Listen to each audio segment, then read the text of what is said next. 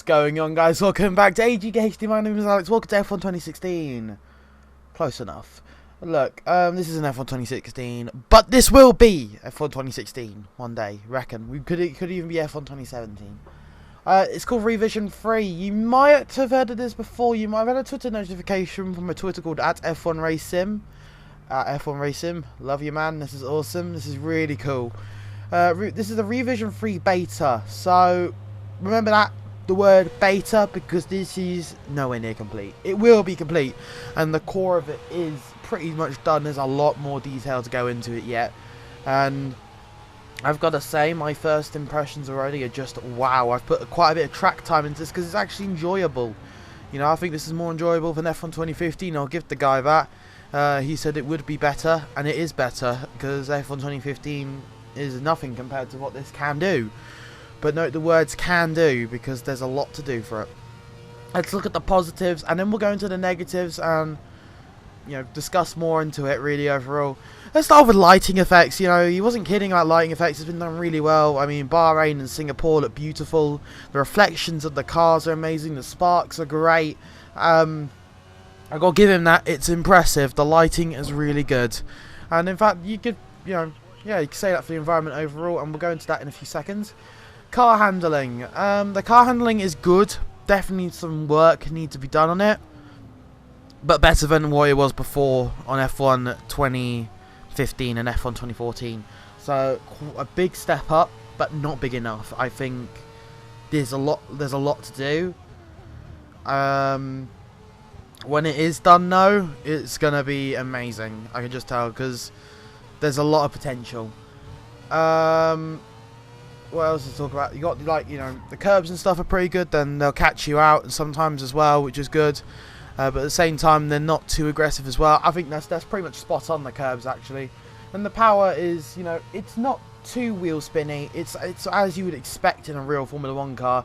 I think there are some mods for some games which don't half, you know, over-escalate it a bit, like R-Factor mods. They really give you a lot of wheel spin. It's like, you know, it's not that bad. And I think this mod replicates that well. The AI is really aggressive, actually, and I've got to say, the first few races I did, I was sitting there like, yeah, AI isn't great. I think there's a bit of everything. As soon as I did a few races, bam, they just started going like nobody's business. They are fast, man. I mean, yeah, I want to see Hero Quakel, aka Onage. Onage, if you're watching this, I got your name right this time. I'd love to see him go up against these guys, because the AI in this is stupidly fast once it actually gets going. I mean, I was in Japan and I was like, hang on a minute, they're not so easy, are they? And then, bam, they're just gone. You're probably watching the race at the moment, actually, or you're about to skip to Japan. I filmed about 3 races for this. So I was sitting there like, Jesus Christ, that's crazy. Of course, that comes along about the, you know, the AI learns to improve, and that's crazy. That's crazy. How that's even possible, I don't know. I've never seen anything like that from a mod, and you know, that gets the real seal of approval. AI that learns is a thing now, and I think, you know, congratulations to @F1RaceSim. You know, that takes a lot of coding time. The guys put hours into it just to get it to learn. Of course, that does make it horrible to install, but you know, we'll talk about that in a minute. But overall, that's impressive. You know, of course, you got things like fireworks at tracks. They look pretty good. But I could talk about, you know, the environment effect. The environments on the tracks that are done look unbelievable. I mean, Japan looks amazing. I had to just look to the left. You'll see it in the video again. And the trees just looked unbelievable, like real life. And I was really impressed by that. Grass looks good as well, nice and clean. And then, of course, it's great because it matches the sort of where it is. Like, if you go to Silverstone, the grass is a little bit more worn down because it's a much more used race circuit. I mean, Silverstone's used heavily, so you see the grass doesn't look as great and looks more rough. And you know, @F1RaceSim was able to capture that really well. And I was just sitting there like, you know, this is crazy. This is crazy. And of course, on top of that, the environments work. I mean, you go on the grass, you're going to probably spin out more. The grass will catch you out easily, especially Silverstone, as it's a bit more rough, a bit worse. Definitely a lot of attention to detail there. And the gravel, you can't get out of the gravel. Once you're in the gravel, you're in the gravel. You're not getting out. And that, things like that, which we never see in any racing game, is unbelievable. That separates the men from the boys right there. You know, the gravel isn't going to just slow you down, mate. It's going to end your race. So Major props for that. I mean, gravel makes you stuck. I've been waiting years for that, and we finally got it. Finally, it's real. You know, the cockpit cams and stuff like that are all quite realistic. No OSD.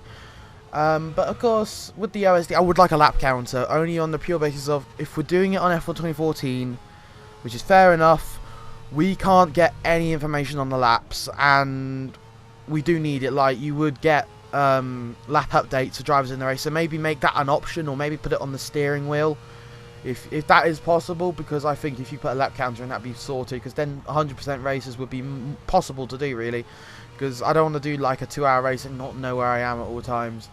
But yeah, but it does look realistic, and I like the cockpit cam angle. That's perfect. It really is a good angle. We're going to look at some of the negatives. Got to remember, guys, this is a beta, so if you don't know beta testing, fair enough, this will be a mod to avoid. But if you really want to help produce a really good sim, help at F1 Race Sim out, then go for it, guys.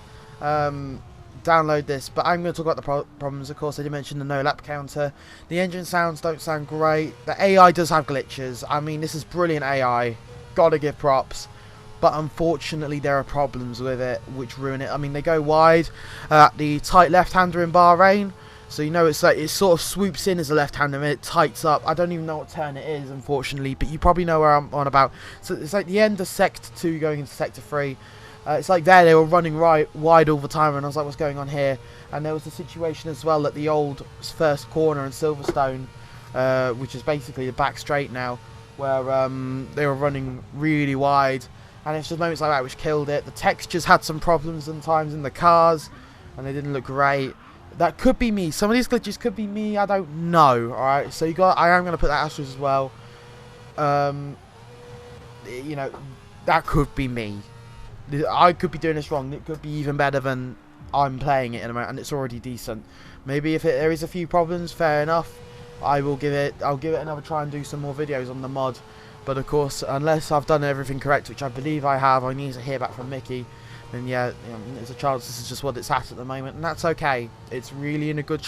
This is a good situation to be in at the moment, because now F1 Race Sim can really push and really make a brilliant mod. So yeah, little texture glitches, especially on the gloves as well, which yeah, again don't do good. The car skins do not look great. I mean, there are some pre-2016 skins, before the launches. I mean, there was one where everyone thought Toro Rosso was going to be in the colours of Renault. So yeah, there were moments like that. And there's only real 2 cars you drive at the moment with, the complete handling packages, if I'm correct, which is Red Bull and McLaren. They're the 2 you basically can drive properly. But yeah, take note, it's only a beta. We'll probably be getting a lot more of this in the coming weeks and months.